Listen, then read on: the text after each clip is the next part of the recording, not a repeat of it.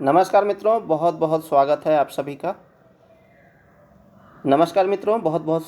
सभी का। आपके अपने यूट्यूब चैनल आरजीएस में। और हमेशा की तरह आज भी हाजिर हैं डेली करेंट्स अफेयर प्रोग्राम को लेकर के। और इस डेली करेंट्स अफेयर के माध्यम से जो समसामयिक घटनाएं होती हैं, जो आपकी परीक्षा की दृष्टि से बहुत ही महत्वपूर्ण हो सकती हैं, उन सभी तमाम खबरों को आप तक पहुँचाया जाता है। साथ ही साथ इसमें स्टैटिक पार्ट्स को भी कवर किया जाता है। तो चलिए हम लोग बढ़ते हैं, सेशन की शुरुआत करते हैं। और आज के लिए आपके लिए पहला प्रश्न ये रहा, निम्नलिखित कथनों पर विचार करें।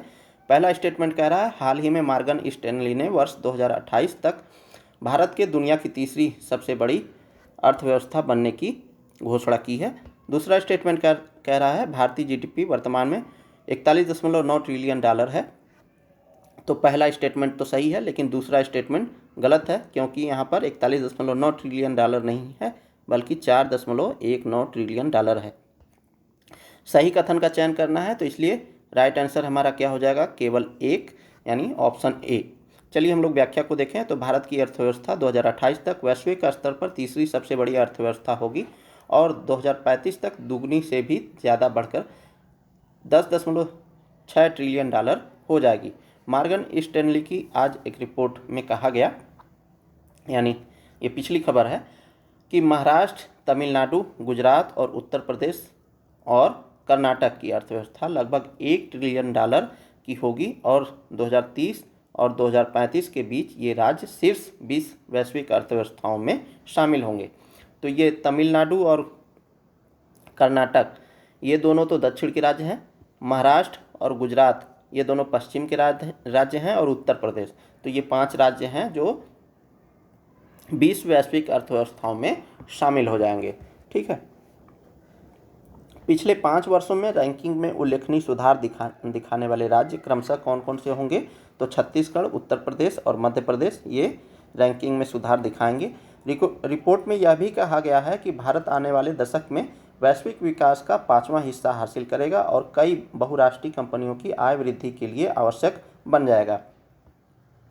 इस परिणाम को प्राप्त करने के लिए अन्य बातों के अलावा भारत के 28 राज्यों और 8 केंद्र शासित प्रदेशों की भूमिका महत्वपूर्ण है।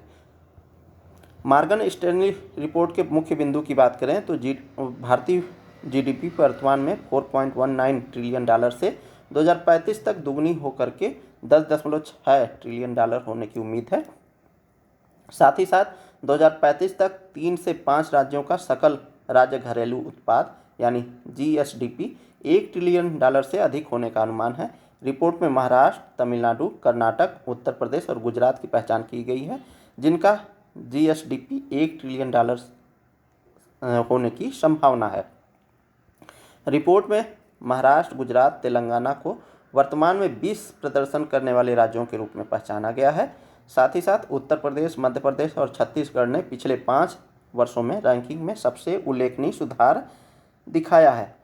अगले दशक में भारत के कुल वैश्विक विकास में 20% योगदान देने की उम्मीद है।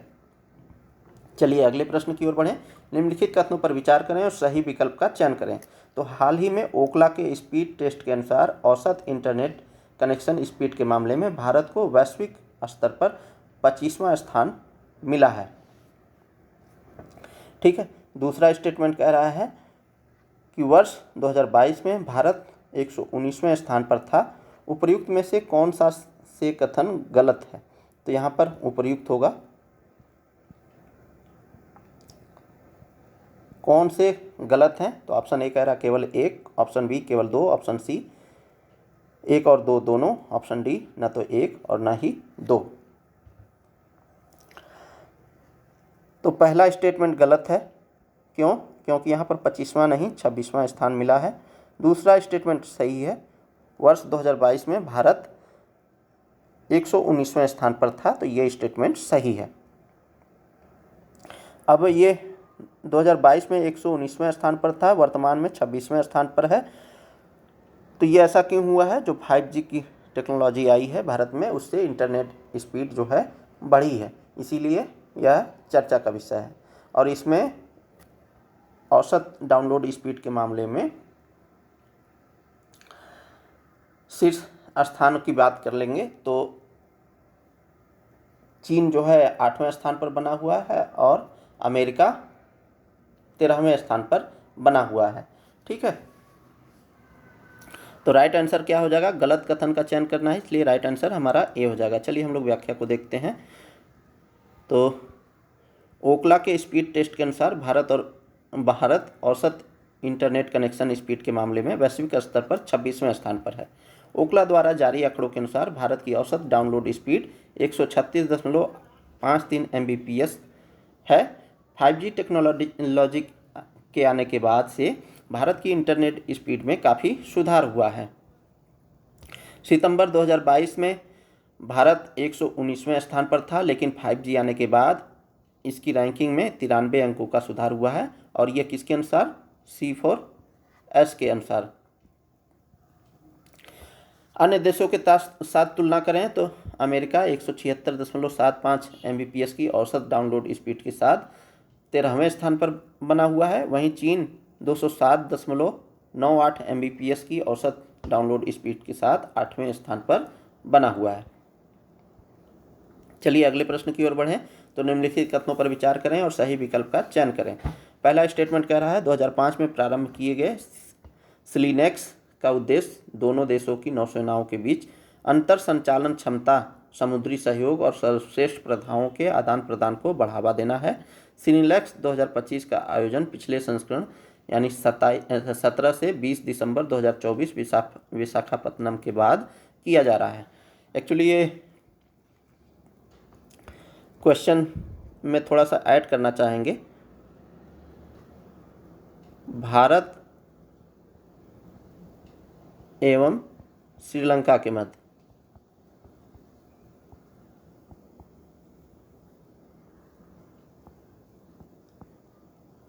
इन दोनों के मध्य जो है स्लिनेक्स का आयोजन होता है, और यह 2005 से प्रारंभ किया गया था।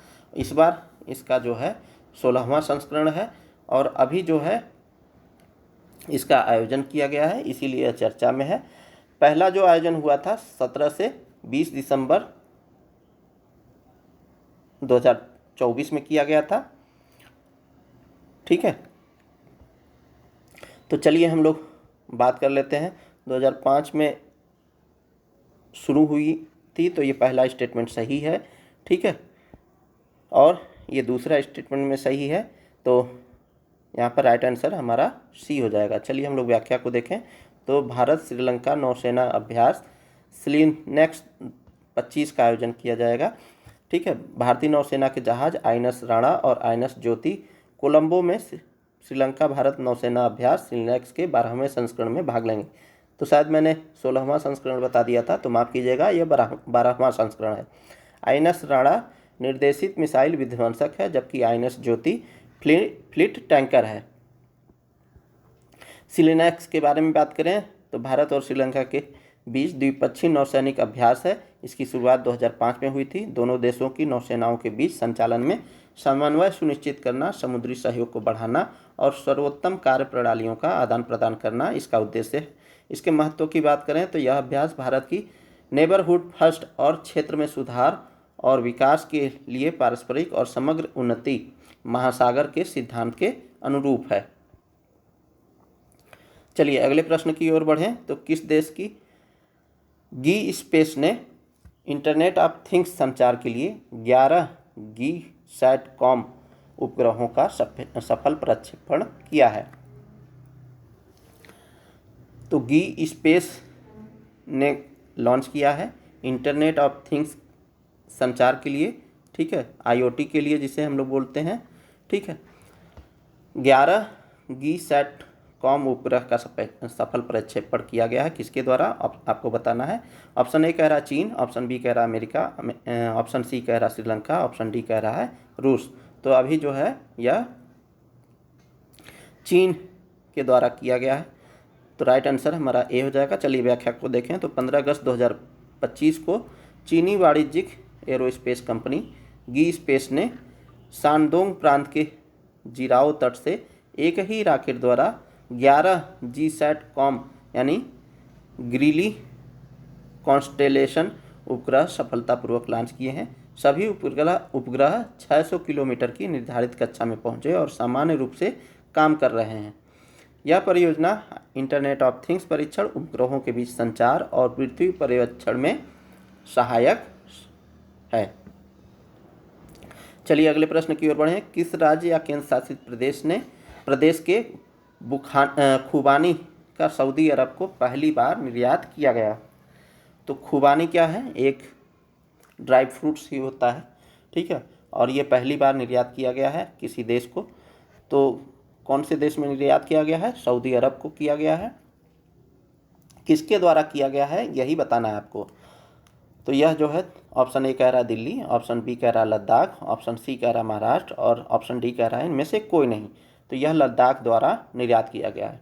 और खुबानी जो है ये शीतोष्ण क्षेत्र में पैदा होने वाला एक फसल है, ड्राई फ्रूट्स है।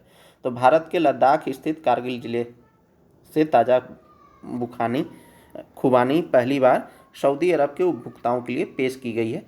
तो ताज़ा बुखानी है, ठीक है, जो भारत सऊदी कृषि व्यापार संबंधों में एक महत्वपूर्ण मील का पत्थर है। यह लॉन्च भारत के 79वें स्वतंत्रता दिवस समारोह के दौरान रियाद के लुलु हाइपर मार्केट में हुआ है। तो लुलु मॉल जो है लखनऊ में खुला था, उत्तर प्रदेश की राजधानी में, तो उस समय भी चर्चा में था। तो इसी का एक ब्रांच है लुलु हाइपर मार्केट, वहीं पर जो है ये निर्यात किया गया है लद्दाख से। कारगिल बुखानी की बात करें तो हिमालय से खाड़ी तक यानी कारगिल की बुखानी अपनी प्राकृतिक मिठास, पौष्टिकता और लद्दाख की ऊंचाई वाली जलवायु में विकसित हुए अनोखे स्वाद के लिए प्रसिद्ध है। इन उच्च गुणवत्ता वाली बुखानी की खेती पारंपरिक रूप से इस क्षेत्र के छोटे किसानों द्वारा की जाती रही है और हाल ही तक इन्हें मुख्य रूप से घरेलू स्तर पर बेचा जाता था या स्थानीय बाजारों के लिए सुखाया जाता था। इनका अंतर्राष्ट्रीय पदार्पण क्षेत्रीय सशक्तिकरण और भारत की वैश्विक निर्यात महत्वाकांक्षाओं दोनों की दिशा में एक मजबूत कदम दर्शाता है। सऊदी अरब जैसे प्रतिस्पर्धी वैश्विक बाजार में इन फलों का प्रदर्शन करके भारत न केवल अपने कृषि ब्रांड को मजबूती प्रदान करता है बल्कि अपनी कृषि उपज की विविधता को भी उजागर करता है। चलिए अगले प्रश्न की ओर बढ़ें। Travel plus leisure world's best awards 2025 में शामिल भारत का एकमात्र हवाई अड्डा कौन सा है? तो हवाई अड्डों की सूची जारी की गई है travel leisure world's best award 2025 में। तो बताना है आपको कि कौन सा जो है हवाई अड्डा शामिल नहीं है। तो ऑप्शन ए कह रहा है गुजरात, ऑप्शन बी कह रहा है बेंगलुरु, ऑप्शन सी कह रहा है मुंबई। तो आपको बताते चलें कि इसमें राइट आंसर क्या हो जाएगा। ऑप्शन डी कह रहा है इनमें से कोई नहीं। तो ऑप्शन डी हमारा यहाँ पर कोई नहीं बता रहा है, परंतु यहाँ पर मुंबई शामिल नहीं है। ऑप्शन सी हमारा यहाँ पर सही हो जाएगा। चलिए हम लोग व्याख्या को देखें तो छत्रपति शिवाजी महाराज इंटरनेशनल एयरपोर्ट को travel leisure best world's best airport 2025 की लिस्ट में 9वां स्थान मिला है, ठीक है। तो किसे मिला है? छत्रपति शिवाजी महाराज इंटरनेशनल एयरपोर्ट को। टॉप 10 एयरपोर्ट्स की पूरी लिस्ट और CSMIA की खासियतों की बात करें तो मुंबई का CSMIA केवल भारत के लिए ही नहीं बल्कि ग्लोबल फ्लाइट ट्रांसपोर्टेशन सिस्टम में भी एक महत्वपूर्ण स्थान रखता है। इसका ट्रैवल प्लस लीजर जैसी ग्लोबल मैगजीन की टॉप 10 सूची में आना देश के इंफ्रास्ट्रक्चर की मजबूती को दर्शाता है। मुंबई का Chhatrapati Shivaji Maharaj international airport CSMIA एक बार फिर से देश का नाम रोशन करते हुए ट्रैवल प्लस लीजर की प्रतिष्ठित वर्ल्ड बेस्ट अवार्ड्स 2025 की लिस्ट में शामिल हुआ है। CSMIA लगातार तीसरे साल इस सूची में अपनी जगह बनाए रखने में सफल रहा है, जो इसके लगातार बेहतर होते यात्री अनुभव और संचालन का प्रमाण है। ट्रैवल प्लस लीजर की तरफ से जारी की गई इस ग्लोबल रैंकिंग में यात्री सुविधाएं, संचालन की दक्षता, साफ सफाई, भोजन विकल्प, सुरक्षा और कनेक्टिविटी जैसे मानकों को आधार बनाया गया है। 1.8 लाख से ज़्यादा यात्रियों के अनुभवों पर आधारित इस सर्वे से टॉप 10 एयरपोर्ट्स सामने आए हैं, जो ये रिपोर्ट प्रकाशित की गई है। ठीक है।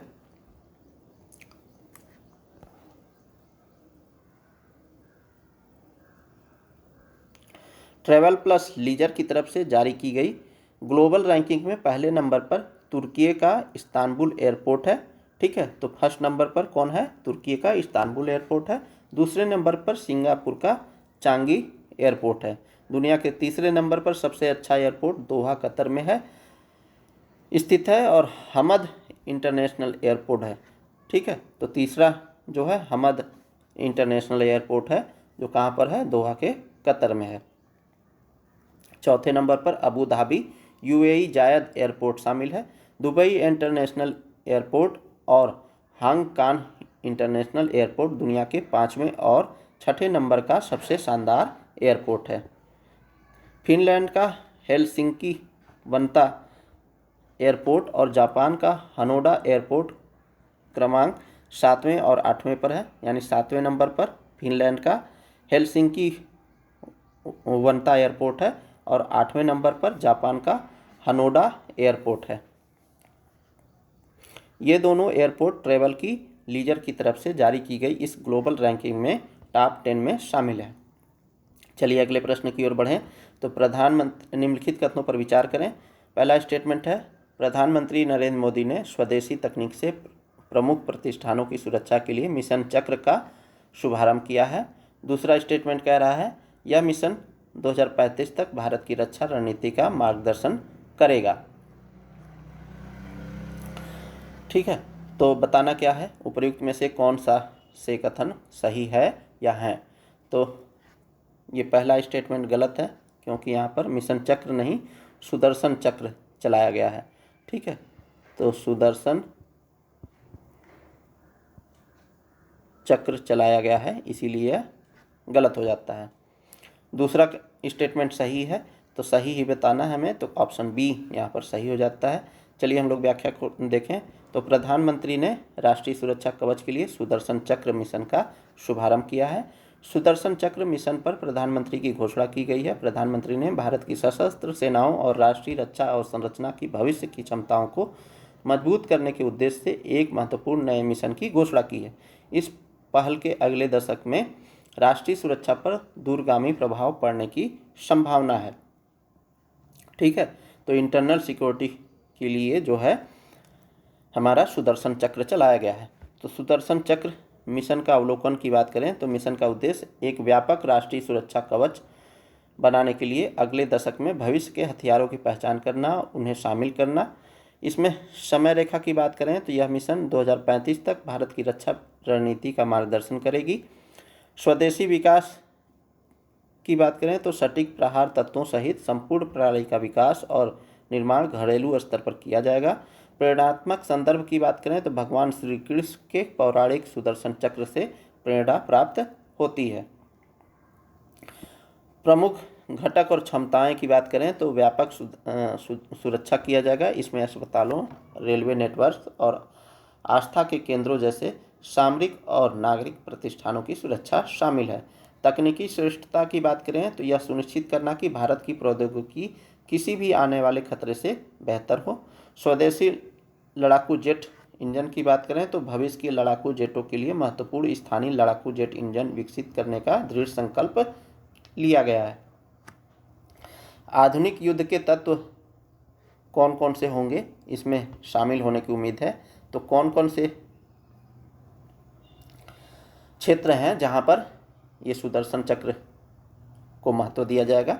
तो साइबर रक्षा और अपराध, अंतरिक्ष आधारित संपत्तियां, ड्रोन रोधी प्रणालियां, निकट और लंबी दूरी की दोनों की, और आक्रामक ड्रोन क्षमताएं, त्रिसेवा मिसाइल बल एकीकरण, इन सब क्षेत्रों में विशेष ध्यान दिया जाएगा। तो ऑपरेशन सुदर्शन चक्र के बात करें तो इसके सामरिक महत्व की बात करें तो रक्षा में आत्मनिर्भरता बढ़ेगी। ऑपरेशन सिंदूर की सफलता के बाद आत्मनिर्भरता पर जोर दिया जा रहा है। घरेलू हथियारों की प्रभावकारिता का प्रदर्शन किया जा रहा है। बदलती युद्ध प्रणाली के लिए अनुकूलन की बात कही गई है। इस प्रणाली को लक्षित सटीक कार्रवाई की क्षमताओं के साथ युद्ध की बदलती प्रकृति के अनुकूल ढलने के लिए डिजाइन किया गया है। तो ये सब इसके महत्व थे। अगले प्रश्न की ओर बढ़ें तो IOC भारत में SAF उत्पादन के लिए ISCC कार्सिया प्रमाणन प्राप्त करने वाली पहली कंपनी है। तो यहाँ पर IOC की बात इंडियन ऑयल कॉरपोरेशन से है। यहाँ पर SAF की बात है, क्या है तो सतत विमानन ईंधन की बात है, ठीक है। और यहाँ पर ISCC कार्सिया प्रमाणन की बात करें तो यह जो है अंतर्राष्ट्रीय विमानन के लिए कार्बन आउटसोर्सिंग और न्यूनीकरण योजना, जिसे हम शॉर्ट फॉर्म में कार्सिया कहते हैं, इसकी बात कर रहा है। तो IOC भारत में SAF उत्पादन के लिए ISCC कार्सिया प्रमाणन प्राप्त करने वाली पहली कंपनी बन गई है, ठीक है। यह भारत के सरकार के 2070 तक शून्य शुद्ध कार्बन उत्सर्जन के दृष्टिकोण के अनुरूप है। बताना क्या है हमें, उपयुक्त में से कौन सा से कथन सही है या है। तो यहाँ पर ऑप्शन C डाल लेते हैं, 1 और 2 दोनों। ऑप्शन D क्या होगा, नहीं 1 और नहीं 2। तो हमें क्या बताना है, सही कथन का चयन करना है। तो यहाँ पर दोनों स्टेटमेंट सही है, इसलिए राइट आंसर हमारा C होगा। चलिए हम लोग व्याख्या को देखते हैं। तो विमानों के लिए ईंधन के रूप में प्रयुक्त खाना पकाने का तेल भारत का पहला टिकाऊ विमानन ईंधन संयंत्र वर्ष के अंत तक उत्पादन शुरू कर देगा, ठीक है। तो इसीलिए यह चर्चा में है। इंडियन ऑयल कॉरपोरेशन का सतत विमान ईंधन उत्पादन देश की सबसे बड़ी रिफाइनरी और ईंधन विक्रेता इंडियन ऑयल कॉरपोरेशन IOC दिसंबर तक अपनी पानीपत रिफाइनरी में सतत विमानन ईंधन का व्यावसायिक उत्पादन शुरू करने के लिए तैयार है। हाल ही में इस्तेमाल किए गए खाद्य तेल से जैव ईंधन उत्पादन के लिए अंतर्राष्ट्रीय प्रमाणन प्राप्त करने के बाद यह कदम उठाया गया है। तो अभी क्या किया गया है कि जो इस्तेमाल किए गए हैं खाद्य तेल, मतलब जो बच जाते हैं खाद्य तेल, जैसे कोई भी चीज़ बनाते हैं आप, जैसे पूड़ी छान रहे हैं, पकौड़ी छान रहे हैं, तो उसमें जो तेल बच जाता है खाद्य तेल, उसे आप इकट्ठा करें, उससे क्या बनाया जाए, जैव ईंधन बनाया जाए। और इसके लिए अंतर्राष्ट्रीय प्रमाणन प्राप्त किया गया था, किससे, तो कार्सिया से, ठीक है। अब ये जब प्रमाणन मिल गया है तो उसके बाद इंडियन ऑयल कॉरपोरेशन जो है अब क्या करेगी, पानीपत के रिफाइनरी में सतत विमान ईंधन का व्यावसायिक उत्पादन शुरू करेगी, ठीक है। तो इसीलिए यह चर्चा में है।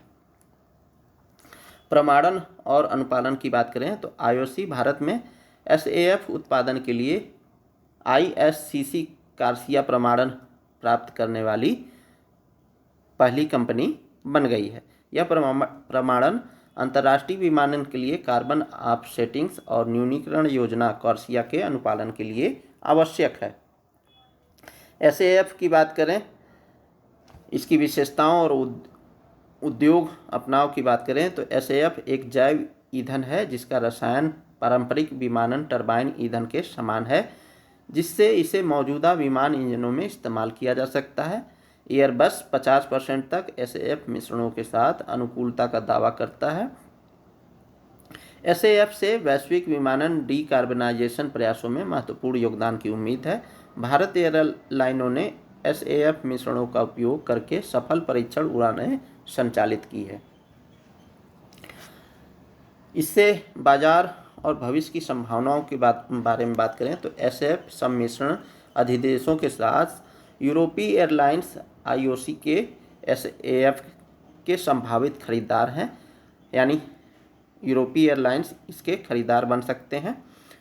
IOC वैश्विक SAF मांग में अपेक्षित वृद्धि के कारण निर्यात अवसरों की खोज कर रही है, यानी जो एसएएफ फ्यूल एसएएफ के जरिए जो है हम निर्यात बढ़ाएंगे वैश्विक स्तर पर। नियामक ढांचा और लक्ष्य की बात करें तो इसका नियामक कौन होगा, तो कोर्सिया ने एयरलाइनों को 2027 से 2020 के स्तर से आगे उत्सर्जन की भरपाई करने का आदेश दिया है। भारत की राष्ट्रीय जैव ईंधन समन्वय समिति ने प्रारंभिक एसएएफ सम्मिश्रण लक्ष्य निर्धारित किए हैं। अंतर्राष्ट्रीय उड़ानों के लिए 2027 में 1% और 2028 में 2% ये लक्ष्य निर्धारित किया गया है मिश्रण का, एसएएफ का। ठीक है। और आर्थिक विचार की बात करें तो एसएएफ उत्पादन लागत नियमित जेट इंजन की तुलना में लगभग 3 गुना अधिक है। आईओसी अतिरिक्त एसएएफ उत्पादन मार्गों की खोज कर रहा है, जिसमें एथेनॉल का उपयोग करके अल्कोहल टू जेट विधि भी शामिल है। चलिए अगले प्रश्न की ओर बढ़ें। तो माधुरी दीक्षित को हथकरघा उद्योग का ब्रांड एम्बेसडर किसने नियुक्त किया है, तो हथकरघा उद्योग उसके ब्रांड एम्बेसडर बनी है कौन, माधुरी दीक्षित। और कहाँ की सरकार ने इन्हें जो है ब्रांड एम्बेसडर बनाया है वही बताना है आपको। तो ऑप्शन ए कह रहा है तमिलनाडु, ऑप्शन बी कह रहा है उड़ीसा, ऑप्शन सी कह रहा है बिहार, ऑप्शन डी कह रहा है उत्तर प्रदेश। तो यह उड़ीसा गवर्नमेंट ने बनाया है। चलिए हम लोग व्याख्या को देखें। तो उड़ीसा सरकार ने बॉलीवुड अभिनेत्री माधुरी दीक्षित को राज्य के हथकरघा उद्योग का ब्रांड एम्बेसडर नियुक्त किया है। मुख्यमंत्री मोहन चरण मांझी ने राज्य में 11वें राष्ट्रीय हथकरघा दिवस समारोह के अवसर पर हथकरघा उत्पादों को बढ़ावा देने की पहल टेक्सटाइल एडवांटेज के लिए प्रदर्शनी सह ज्ञान साझाकरण या एकता के उद्घाटन के अवसर पर यह घोषणा की है।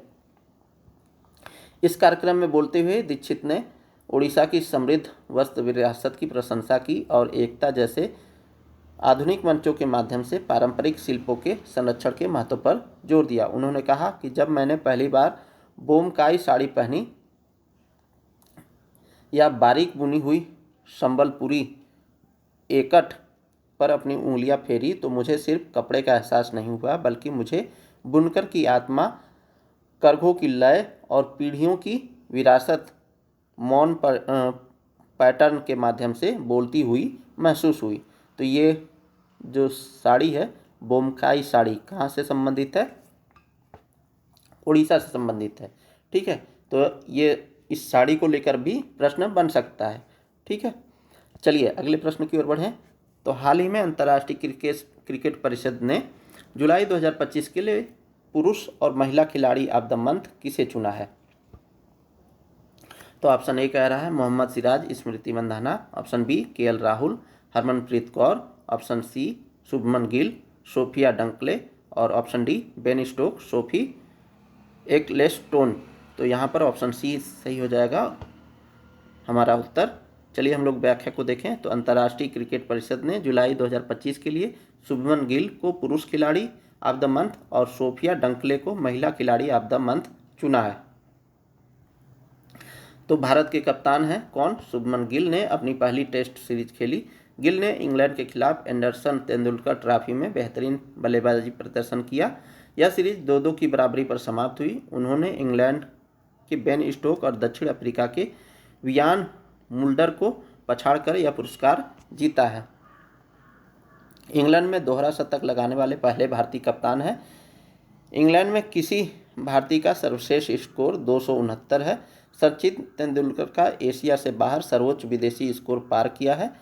एक ही टेस्ट में 430 रन इतिहास में दूसरा सबसे बड़ा व्यक्तिगत योग है। ये किसकी बात हो रही है, शुभमन गिल की बात हो रही है। सोफिया डंकले की बात करें तो सोफिया डंकले इंग्लैंड की बल्लेबाज हैं। सोफिया डंकले ने भारत के खिलाफ शानदार प्रदर्शन के दम पर अपना पहला आईसीसी महिला खिलाड़ी ऑफ द मंथ पुरस्कार जीता है। उन्होंने सोफिया एक्लेस्टोन और गैबी लुइस को पीछे छोड़ा है।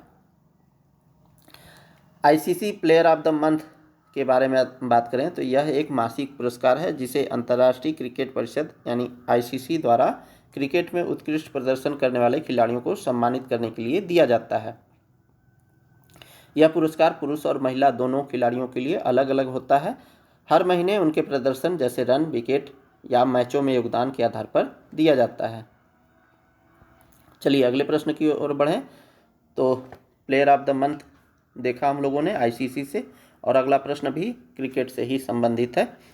ठीक है। तो 80,000 लोगों की बैठने की क्षमता वाला देश का दूसरा सबसे बड़ा क्रिकेट स्टेडियम कहाँ प्रारंभ होगा? तो ऑप्शन ए कह रहा है चेन्नई, ऑप्शन बी कह रहा है कोच्चि, ऑप्शन सी कह रहा है बनारस, ऑप्शन डी कह रहा है बेंगलुरु।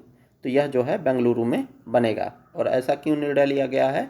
तो जो आरसीबी का जो मैच हुआ था, ठीक है, आईपीएल का फाइनल, उसमें आरसीबी ने जीत दर्ज की थी, ठीक, पंजाब को हरा करके।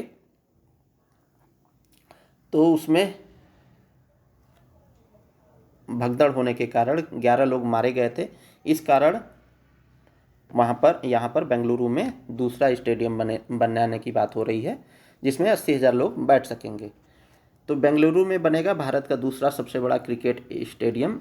आरसीबी भगदड़ मामले के बाद कर्नाटक सरकार ने प्रस्ताव को मंजूरी दी है, ठीक है। रुपए 80 यहाँ पर दी है होगा, ठीक है। 80,000 दर्शकों की होगी मैदान क्षमता। कर्नाटक के मुख्यमंत्री कौन है? सिद्धारमैया ने एक नए स्टेडियम को मंजूरी दी है। कर्नाटक के मुख्यमंत्री सिद्धारमैया ने कर्नाटक हाउसिंग बोर्ड के सूर्या सिटी बोम्बासंद्रा में एक क्रिकेट स्टेडियम के प्रस्ताव को मंजूरी दे दी है। 80,000 दर्शकों की क्षमता वाला यह स्टेडियम रुपए 1650 करोड़ की लागत से बनेगा। गौरतलब है कि यह स्टेडियम अहमदाबाद के नरेंद्र मोदी स्टेडियम के बाद देश का दूसरा सबसे बड़ा स्टेडियम होगा। कर्नाटक सरकार ने यह कदम 4 जून को रॉयल चैलेंजर्स बेंगलोर के आईपीएल 2025 विजय समारोह के दौरान बेंगलुरु के एम चिन्नास्वामी स्टेडियम के बाहर मची भगदड़ के बाद उठाया है, जिसमें 11 लोगों की जान चली गई थी। क्रिकेट और अन्य खेल सुविधाओं से युक्त 100 एकड़ का यह स्टेडियम होगा। कर्नाटक हाउसिंग बोर्ड इस पर जो है 1650 करोड़ रुपए की परियोजना का पूरा खर्च करेगी। एम चिन्नास्वामी स्टेडियम बड़े आयोजकों के लिए उपयुक्त नहीं है और इसी कारण जो है वहाँ पर भगदड़ हुई थी। बेंगलुरु भगदड़ मामले के अन्वेषक न्यायमूर्ति जॉन माइकल कुन्हा, तो ये जॉन माइकल कुन्हा जो है इसके आयोग के अध्यक्ष थे, ठीक है। आयोग ने कहा कि केवल 17 एकड़ में फैला 32,000 दर्शकों की क्षमता वाला एम चिन्नास्वामी स्टेडियम बड़े आयोजनों के लिए उपयुक्त नहीं है। आयोग ने सुझाव दिया है कि ऐसी मैच ज़्यादा जगह, बेहतर सुविधाओं और पार्किंग वाले स्थानों पर आयोजित किए जाने चाहिए। चलिए, महाराजा ट्रॉफी 2025 मैसूर स्थानांतरित। 11 अगस्त को शुरू होने वाले घरेलू T20 लीग महाराजा ट्रॉफी को मैसूर स्थानांतरित कर दिया गया है। तो ये अन्य खबर है, ठीक है। पुलिस की अनुमति न मिलने के कारण कर्नाटक राज्य क्रिकेट संघ यानी KSPA को महाराजा ट्रॉफी का आयोजन मैसूर में करना पड़ रहा है। इसके बाद से यहाँ 2026 में महिला विश्व कप मैचों और IPL मैचों की मेजबानी को लेकर भी सवाल उठने लगे थे।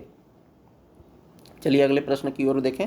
तो चर्चा में रहा श्रेष्ठ सूचकांक का संबंध किससे है? तो श्रेष्ठ सूचकांक, ठीक है, ये किससे है? तो केंद्रीय शिक्षा मंत्रालय, बी कह रहा है केंद्रीय स्वास्थ्य मंत्रालय, ऑप्शन सी कह रहा है केंद्रीय गृह मंत्रालय, ऑप्शन डी कह रहा है इनमें से कोई नहीं। तो यह जो है केंद्रीय स्वास्थ्य मंत्रालय की पहल है श्रेष्ठ सूचकांक, ठीक। चलिए हम लोग व्याख्या को देखें। तो केंद्रीय स्वास्थ्य मंत्रालय ने राज्य स्वास्थ्य नियामक उत्कृष्टता सूचकांक यानी state health regulatory excellence index यानी श्रेष्ठ की शुरुआत की है। तो किसने किया है? स्वास्थ्य मंत्रालय ने। केंद्रीय औषधि मानक नियंत्रण संगठन यानी CDSCO द्वारा विकसित श्रेष्ठ राज्यों के लिए उनके वर्तमान स्थिति और परिपक्वता मैच्योरिटी प्रमाणन की दिशा में प्रगति का मूल्यांकन करने हेतु एक आभासी अंतर मूल्यांकन उपकरण है, जिसका उद्देश्य सभी राज्यों और केंद्र शासित प्रदेशों में दवा सुरक्षा, गुणवत्ता और प्रभावकारिता सुनिश्चित करना है। श्रेष्ठ के मुख्य विशेषताओं की बात करें तो राज्य वर्गीकरण किया गया है, यानी राज्यों को विनिर्माण राज्य, मुख्य रूप से वितरण राज्य और संघ राज्य क्षेत्रों के रूप में वर्गित किया गया है। तो विनिर्माण राज्य, वितरण राज्य और संघ राज्य के रूप में वर्गीकृत किया गया है। मतलब दो वर्ग में, विनिर्माण राज्य और वितरण या संघ राज्य। मूल्यांकन का मानदंड क्या होगा? तो श्रेष्ठ सूचकांक जो है मानव संसाधन, प्रयोगशाला, परीक्षण क्षमता, लाइसेंसिंग गतिविधियों निगरानी और सार्वजनिक शिकायतों के प्रति जवाबदेही जैसे पहलुओं पर राज्यों का मूल्यांकन करता है। निगरानी और जवाबदेही की बात करें तो राज्य CDS-CO को मासिक आंकड़े प्रस्तुत करते हैं जो सूचकांक को संकलित और अंक देता है तथा प्रत्येक माह राज्यों और केंद्र शासित प्रदेशों के साथ परिणाम साझा करता है।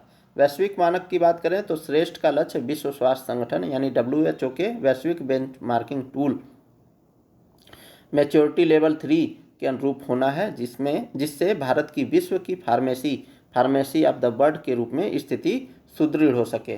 ठीक है, तो ये मुख्य कारण है। तो ये था दोस्तों आज के लिए डेली करंट अफेयर का प्रोग्राम। तो आप हमारे साथ बने रहें और अपनी तैयारी को गति देते रहें। इसके लिए ज़रूरी हो जाता है कि आप चैनल को सब्सक्राइब कर लें और अन्य लोगों तक भी शेयर कर दें ताकि हमारा भी मनोबल बढ़े और अच्छे से वीडियो आपके लिए लाते रहें।